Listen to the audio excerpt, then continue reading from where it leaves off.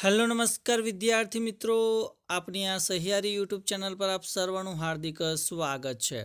મિત્રો, આજના વિડીયોની અંદર આપણે વાત કરવાના છે ધોરણ 10 વિષય સામાજિક વિજ્ઞાન સ્વ અધ્યયન પોથી ભાગ 5 માંથી પાઠ 6 જેનું નામ છે ભારતના સાંસ્કૃતિક વારસાના સ્થળો। તો તેનું સંપૂર્ણ સોલ્યુશન આપણે જોવાના છે। તો આ વિડીયોને અંત સુધી જોવાનું ભૂલતા નહીં। ચેનલ ઉપર પ્રથમ વખત આવેલા હો તો ચેનલને સબસ્ક્રાઈબ કરી દેજો અને આ વિડીયોની લિંકને તમારા અન્ય મિત્રો સુધી શેર કરી દેજો।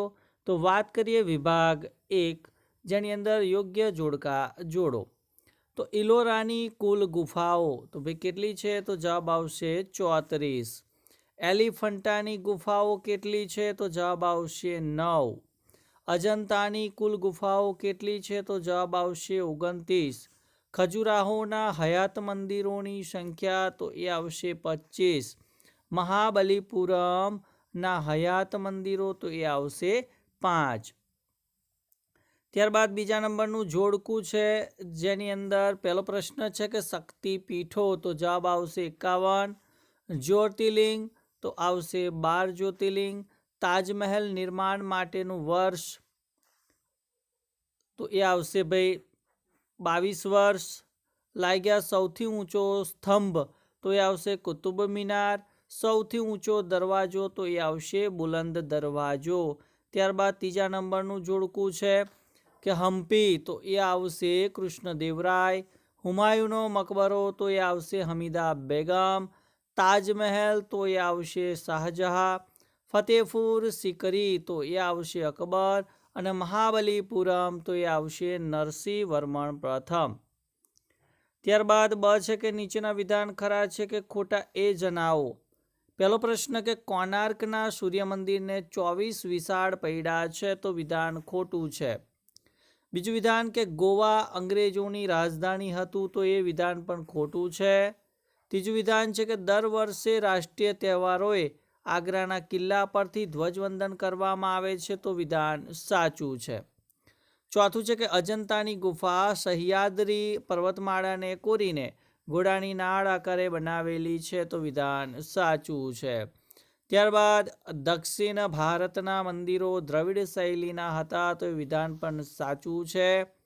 છઠ્ઠું વિધાન કે જામનગર જિલ્લાના પાલિતાણામાં શેત્રુંજય પર્વત પર અનેક જૈન દેરાસર આવેલા છે તો વિધાન ખોટું છે। નંદા, ભદ્રા, જયા અને વિજયા એ કુવાના પ્રકાર છે તો વિદ્યાર્થી મિત્રો કુવાના પ્રકાર નથી પરંતુ વાવના પ્રકાર છે તો વાવ આપેલું હોય તો વિધાન સાચું છે। ગુજરાતમાં ક્ષત્રપકાળના સ્તૂપો અને વિહારોનું નિર્માણ થયેલું છે વિધાન સાચું છે। ધોળાવીરા કચ્છમાં ભચાઉના ખદીર બેટમાં આવેલું છે તો એ વિધાન પણ સાચું છે।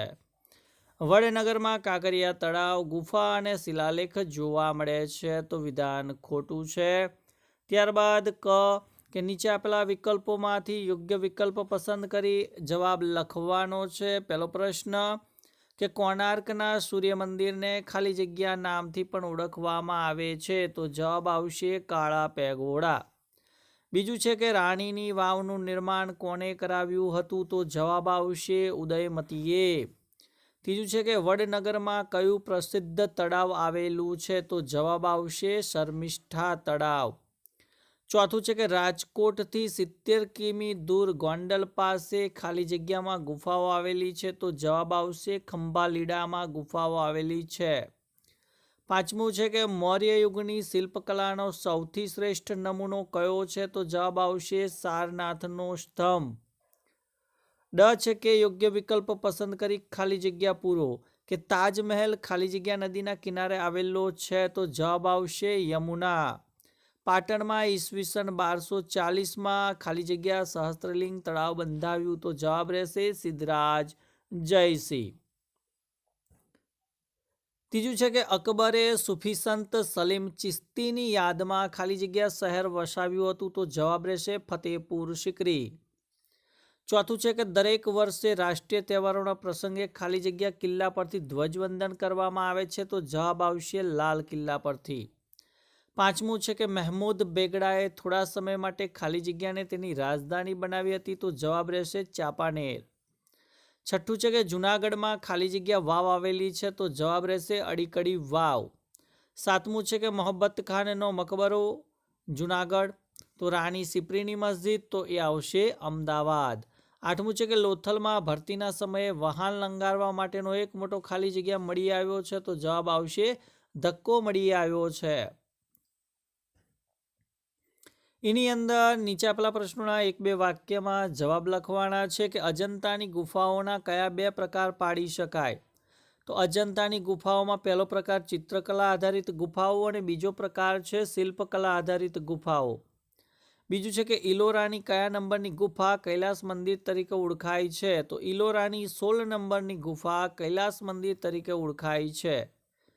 ત્રીજો પ્રશ્ન કે બૌદ્ધ ધર્મના સાધુઓનું પ્રાર્થના અને ઉપાસના માટેનું સ્થળ કોને કહે છે. તો બૌદ્ધ ધર્મના સાધુઓનું પ્રાર્થના અને ઉપાસના માટેના સ્થળને ચૈત્ય કહેવામાં આવે છે. ચોથું છે કે જ્યાં બૌદ્ધ ભિક્ષુઓ નિવાસ અને અધ્યયન કરે છે તેને શું કહે છે. તો જ્યાં બૌદ્ધ ભિક્ષુઓ નિવાસ અને અધ્યયન કરે છે તેને વિહાર તરીકે ઓળખવામાં આવે છે. પાંચમો પ્રશ્ન કે ચાંપાનેર ક્યાં આવેલું છે. તો ચાંપાનેર પંચમહાલ જિલ્લામાં પાવાગઢની તળેટીની અંદર આવેલું છે, એટલે તળેટીમાં આવેલું છે. તારા માતાનું મંદિર ક્યાં આવેલું છે. તો તારા માતાનું મંદિર પોરબંદર જિલ્લામાં ઓખા માધવપુર માર્ગમાં આવેલું છે. સાતમું છે કે ભારતના 4 ધામોના નામ લખો. તો બદ્રીનાથ, દ્વારકા, જગન્નાથપુરી અને રામેશ્વરનો સમાવેશ થાય છે. આઠમો પ્રશ્ન કે રથ મંદિરના નામ કોના નામ પરથી પાડવામાં આવ્યા છે. તો નરસિંહ વર્મણ પ્રથમના ઉપનામ મહામલ્લ પરથી પાડવામાં આવેલા છે. ત્યારબાદ વાત કરીએ વિભાગ 2 કે નીચે આપેલા પ્રશ્નોના આશરે 15 થી 35 શબ્દોમાં જવાબ લખવાનો છે. અને પહેલો પ્રશ્ન છે કે નીચે આપેલા શબ્દોનો ઉપયોગ કરી અજંતાની ગુફાઓનો પરિચય આપો. તો જોઈએ કે અજંતાની ગુફાઓ જ્હોન સ્મિથ દ્વારા શોધવામાં આવી હતી. આ ગુફાઓ ભીંતચિત્રોથી સજ્જ છે, જેમાં બૌદ્ધ ધર્મના સિદ્ધાંતો દર્શાવેલા છે. આ ગુફાઓ સહ્યાદ્રી પર્વતમાળાનો ભાગ ગણાય અને એમાં કુલ 29 ગુફાઓ આવેલી છે. બીજો પ્રશ્ન છે કે એલિફન્ટાની ગુફાઓ વિશે ટૂંકમાં માહિતી લખવાની છે. તો એલિફન્ટાની ગુફાઓ મહારાષ્ટ્રના મુંબઈના ગેટવે ઓફ ઇન્ડિયાથી ઉત્તર પૂર્વ દિશામાં અરબ સાગરમાં આવે છે. પોર્ટુગીઝો ત્યાં આવ્યા ત્યારે હાથીની પથ્થર નિર્મિત એક વિશાળ આકૃતિ હતી. તે જોઈને તેમને આ દ્વીપનું નામ એલિફન્ટા આપેલું છે. ત્યારબાદ ઓળખ આપવાની છે હુમાયુનો મકબરો અને પટ્ટદકલ. તો હુમાયુનો મકબરો દિલ્હી ખાતે આવેલ મુગલ બાદશાહ હુમાયુનું સમાધિ સ્થાન છે. 1557માં બનેલ આ ભારતનો પ્રથમ મકબરો છે. પટ્ટદકલ કર્ણાટકમાં આવેલ 7 થી 8મી સદીના હિન્દુ ધર્મ અને જૈન મંદિરોનો સમૂહ છે. આ મંદિરોને પણ યુનેસ્કો દ્વારા વિશ્વ વારસા તરીકે માન્યતા પ્રાપ્ત થયેલી છે. ત્યારબાદ ચોથા નંબરનું છે કે નીચેના ચિત્રો ઓળખીને પ્રશ્નોના જવાબ લખવાના છે. તો આ કયું સ્થાપત્ય છે. તો આ જામા મસ્જિદ જે ચાંપાનેરમાં આવેલી છે. ત્યારબાદ આ સ્થાપત્ય ક્યાં આવેલું છે. તો આ સ્થાપત્ય ગુજરાતના પંચમહાલ જિલ્લાના હાલોલ તાલુકાની પાવાગઢની તળેટીમાં આવેલું છે. ત્યારબાદ બીજું ચિત્રની વાત કરીએ તો ભાઈ આ ચિત્ર શાનું છે, આ સ્થાપત્ય શાનું છે. તો આ સ્થાપત્ય basilica of Bom Jesus the world છે. આ સ્થાપત્ય ક્યાં આવેલું છે. તો આ સ્થાપત્ય ભાઈ ગોવામાં આવેલું છે. વિભાગ સી દિલ્હી સ્થિત ઊંચો મિનારો જેનું બાંધકામ ઇલ્તુત્મિશ દ્વારા પૂર્ણ કરાયેલું હતું તેવા સ્થાપત્ય વિશે ટૂંકી નોંધ લખો. તો 12મી સદીના અંત ભાગમાં દિલ્હીના ગુલામ વંશના પ્રથમ સુલતાન કુતબુદ્દીન ઐબકે કુતુબ મિનારનું બાંધકામ શરૂ કરાવ્યું. કુતબુદ્દીન આકસ્મિક અવસાન થતાં તેના જમાઈ અને ઉત્તરાધિકારી સુલતાન ઇલ્તુત્મિશે તેનું બાંધકામ ઈસવીસન 1210માં પૂર્ણ કરાવ્યું છે. કુતુબ મિનાર 5 માળનો છે. તેની ઊંચાઈ 72.5 મીટર છે. તે ભારતનો સૌથી ઊંચો મિનારો છે અને તેની પર કુરાનની આયતો કંડારવામાં આવેલી છે. ત્યારબાદ બીજો પ્રશ્ન છે કે સ્વર્ગના બગીચામાં પવિત્ર દિલોનું સ્વાગત છે. આ વિધાન ભારતના કયા સ્થાપત્ય પર અંકિત થયેલું છે, તેની વિશેષતા શું છે, અથવા તાજમહાલ વિશ્વની 7મી અજાયબી છે, સાથી સમજાવવાનું છે. તો તાજમહાલ વિશ્વની 7 અજાયબીઓ પૈકીની એક છે. તાજમહાલનું નિર્માણ સંગેમરમરના ચબૂતરા ઉપર થયેલું છે. તાજમહાલ ઉત્તરથી દક્ષિણ દિશા તરફ લંબચોરસ આકારે વિસ્તરેલો છે. તાજમહાલનું પ્રવેશદ્વાર આકર્ષક છે. તેની મધ્યમાં ઊંચો ઘુમ્મટ છે, તેમજ તેના 4 ખૂણા પર નાના ઘુમ્મટ આવેલા છે. તાજમહાલની મધ્યમાં મુમતાઝની કબર છે. કબરની આજુબાજુ ખૂબ જ સુંદર કલાત્મક અષ્ટકોણીય જાળી છે. તાજમહાલની એક મહેરાબ દિવાલ પર આ વિધાન અંકિત થયેલું છે કે સ્વર્ગના બગીચામાં પવિત્ર દિલોનું સ્વાગત છે. અદ્ભુત સૌંદર્ય ધરાવતો તાજમહાલ ભારતની સ્થાપત્યકલાના વારસાનું ગૌરવ છે. તાજમહાલ દેશ વિદેશના પ્રવાસીઓના અનહદ આકર્ષણનું પણ કેન્દ્ર ગણાય છે. 3જા નંબરનો પ્રશ્ન છે કે મહાબલીપુરમ વિશે ટૂંક નોંધ લખવાની છે અથવા રથ મંદિરોનો પરિચય આપવાનો છે. તો મહાબલીપુરમ તમિલનાડુ રાજ્યના પાટનગર, ચેન્નઈથી 60 કિલોમીટર દૂર આવેલું છે. તે તેના ભવ્ય મંદિર સ્થાપત્યો અને દરિયા કિનારા માટે પ્રસિદ્ધ છે. દક્ષિણ ભારતના પલ્લવ રાજવી નરસિંહવર્મન પ્રથમના ઉપનામ મહામલ્લ હતું. તેને પોતાના ઉપનામ પરથી આ નગરનું નામ મહાબલીપુરમ રાખ્યું હતું. રાજવી નરસિંહવર્મન પ્રથમે મહાબલીપુરમમાં કુલ 7 રથ મંદિરોનું નિર્માણ કરાવ્યું. તેમાંથી આજે અહીં 5 રથ મંદિરો હયાત છે. 2 રથ મંદિરો સમુદ્રમાં વિલીન થઈ ગયા છે. અહીં આજુબાજુના ખડકોમાંથી બનાવેલા અન્ય મંદિરો પણ જોવા મળે છે. તેમાં હાસ્ય મુદ્રામાં વિષ્ણુની મૂર્તિ શિલ્પકલાના અદ્ભુત નમૂના રૂપ ગણાય છે. અહીં મહિષાસુરનો વધ કરતી દુર્ગાદેવીની મૂર્તિ પણ જોવાલાયક છે. વિશ્વભરમાં ખડક શિલ્પના બેનમૂન સ્થાપત્યો ધરાવતું મહાબલીપુરમ પ્રાચીન ભારતનું એક જાણીતું બંદર પણ હતું. પ્રશ્ન 4 છે કે ખજુરાહોના સ્મારક વિશે માહિતી આપો. તો ખજુરાહો બુંદેલખંડના ચંદેલ રાજપૂતોની રાજધાનીનું નગર હતું. ચંદેલ રાજાઓએ અહીં કુલ 80 મંદિરોનું નિર્માણ કર્યું હતું. તેમાંથી આજે માત્ર 25 મંદિરો જ હયાત છે. આ મંદિરો ઉત્તર ભારતની નાગર શૈલીના ઉત્તમ નમૂના ગણાય છે. તે પશ્ચિમ, પૂર્વ અને દક્ષિણ દિશાના ક્ષેત્ર સમૂહોમાં વિભાજિત થયેલા છે. આ મંદિરોમાં મોટાભાગના શૈવ મંદિરો છે. કેટલાક મંદિરો વૈષ્ણવ છે, જ્યારે કેટલાક જૈન મંદિરો છે. બધા મંદિરોની રચના પદ્ધતિ અને શિલ્પ વિધાન લગભગ એક સમાન છે. શરૂઆતના સમયમાં બધા જ મંદિરો ગ્રેનાઇટ પથ્થરોના બનાવવામાં આવતા હતા. તેમાં 64 યોગિનીનું મંદિર પણ મુખ્ય છે. આ મંદિરની તોરણની આલંકારિક સ્થાપત્ય શૈલી કલા કારીગરીનું ઉત્તમ દ્રષ્ટાંત ગણાય છે. 5મા નંબરનો પ્રશ્ન છે કે આગ્રાના કિલ્લા વિશે માહિતી આપો. તો ઈસવીસન 1565માં મુઘલ સમ્રાટ અકબરે ઉત્તર પ્રદેશ રાજ્યના આગ્રા શહેરમાં યમુના નદીના કિનારે આ વિશાળ કિલ્લો બંધાવ્યો હતો. તે લાલ પથ્થરોનો બનેલો છે, તેથી તેને લાલ કિલ્લો કહેવામાં આવે છે. આગ્રાના કિલ્લાનું નિર્માણ હિન્દુ અને ઈરાની સ્થાપત્ય શૈલીમાં થયેલું છે. આ કિલ્લાની દિવાલો 70 ફૂટ ઊંચી છે. કિલ્લાનો ઘેરાવો લગભગ 1.5 માઇલનો છે. આ કિલ્લાની બનાવટમાં લાલ પથ્થરોને ખૂબ જ કુશળતાપૂર્વક ગોઠવવામાં આવ્યા છે, જેથી તેની દિવાલોમાં ક્યાંય તિરાડ દેખાતી નથી. આ કિલ્લામાં સમ્રાટ અકબરે જહાંગીરી મહેલ બંધાવ્યો છે. આ મહેલ ગુજરાતી અને બંગાળી સ્થાપત્ય શૈલીનો નમૂનો ગણાય છે. મુઘલ શહેનશાહ શાહજહાએ જિંદગીના આખરી દિવસો આગ્રાના કિલ્લામાં ગુજાર્યા હતા.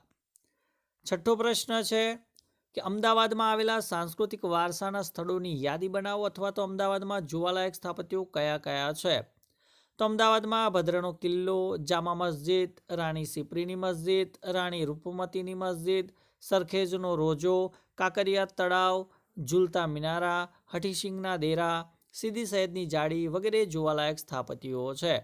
ઝૂલતા મિનારા સારંગપુર દરવાજા બહાર રાજપુર ગોમતીપુરમાં આવેલા છે. તે તેની ધ્રુજારીના વણ ઉકેલ્યા રહસ્ય માટે જાણીતા છે.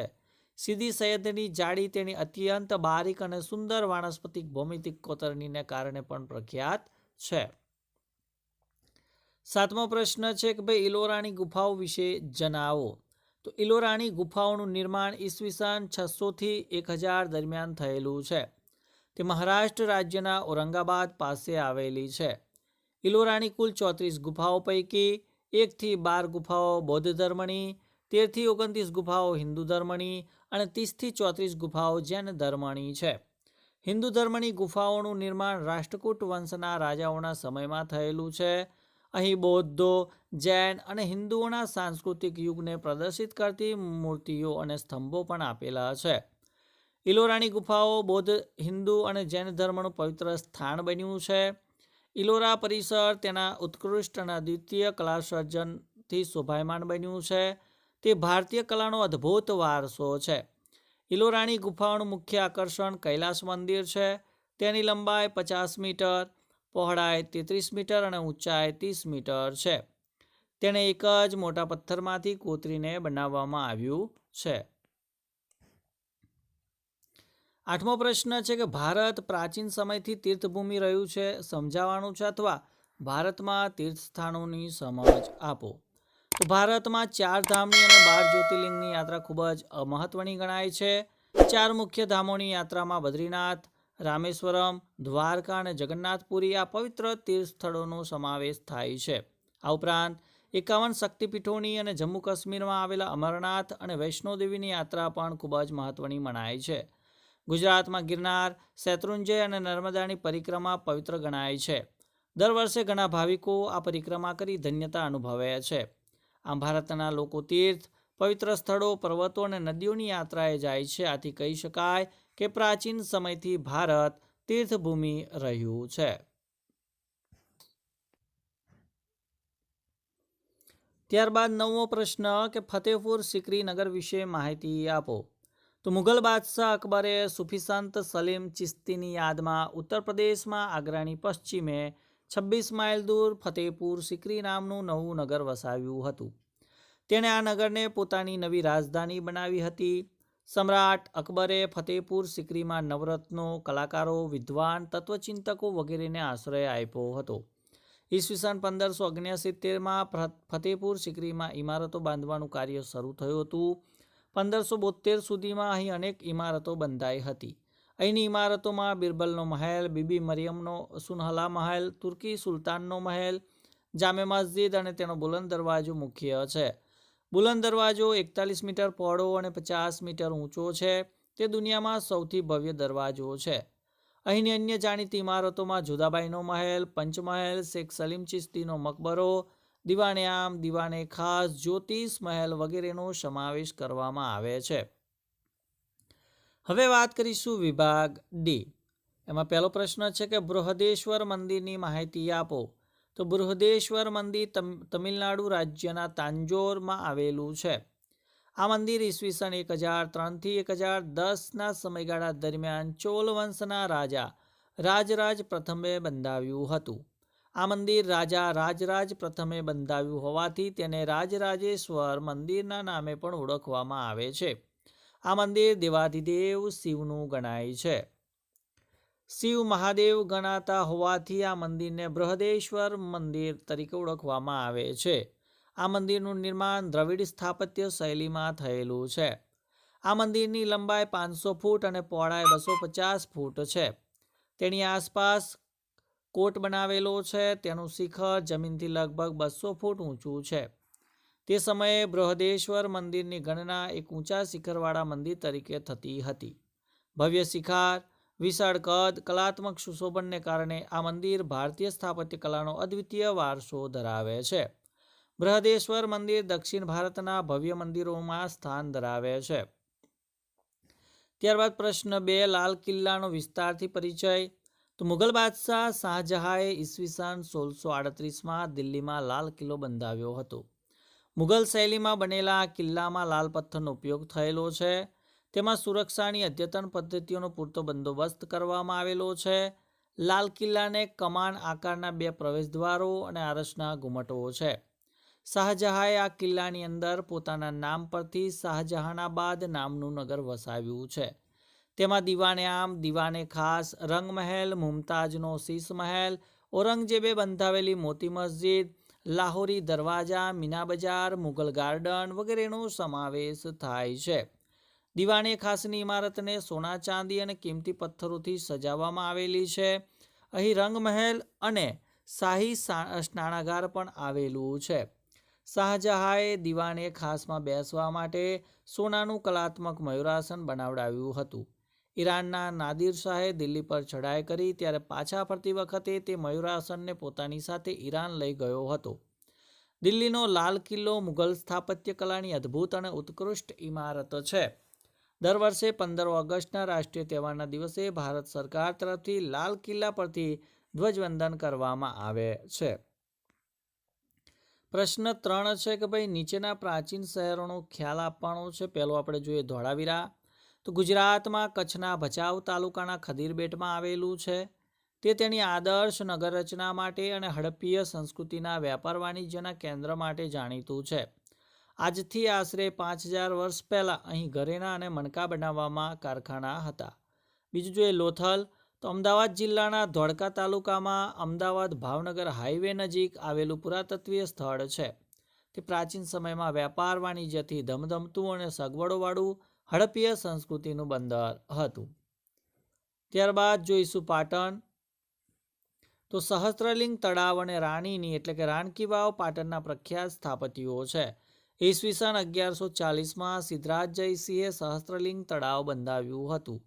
ભીમદેવ પ્રથમની રાણી ઉદયમતીએ શહેરની પ્રજાને પાણી પૂરું પાડવા માટે વાવ બંધાવી હતી, જે રાણીની વાવના નામે પ્રસિદ્ધ છે. ઈસવીસન 2014માં યુનેસ્કોએ રાણીની વાવને વૈશ્વિક વારસાના સ્થળોમાં સમાવિષ્ટ કરી છે. ત્યારબાદ વાત કરીશું જૂનાગઢ. તો જૂનાગઢમાં સમ્રાટ અશોકનો શિલાલેખ, ખાપરા કોડિયાની બૌદ્ધ ગુફાઓ, ઉપરકોટ, જૈન મંદિરો, દામોદર કુંડ, અડીકડીની વાવ, જૂનો રાજમહેલ, નવઘણ કૂવો, બહાઉદ્દીન વઝીરની કબર વગેરે સાંસ્કૃતિક વારસાના જોવાલાયક સ્થળો છે. દર વર્ષે મહાશિવરાત્રિએ જૂનાગઢમાં ગિરનાર પર્વતની તળેટીમાં ભવનાથનો મોટો મેળો પણ ભરાય છે. ત્યારબાદ નીચેના શહેરોના જોવાલાયક સ્થળો વિશે આપણે વાત કરી લઈએ. તો સિદ્ધપુર તો રુદ્રમહાલય, વડનગર તો કીર્તિ તોરણ, પાલિતાણા તો શૈત્રુંજય પર્વત જૈન મંદિરો, ટીંબા તો ગરમ પાણીના ઝરા, શામળાજી તો શામળાજી મંદિર, જૂનાગઢ તો ગિરનાર પર્વત, પાટણ તો રાણીની વાવ અને અમદાવાદ તો સાબરમતી આશ્રમ. તો વિદ્યાર્થી મિત્રો, આ હતો ધોરણ 10 વિષય સામાજિક વિજ્ઞાન સ્વ અધ્યયન પોથી ભાગ 5માંથી પાઠ 6નું સંપૂર્ણ સોલ્યુશન. તો વિડીયો તમને ચોક્કસથી ગમ્યો હોય તો વિડીયોને લાઇક કરી દેજો, શેર કરી દેજો અને ચેનલને સબસ્ક્રાઈબ કરી દેજો. Thank you. આભાર.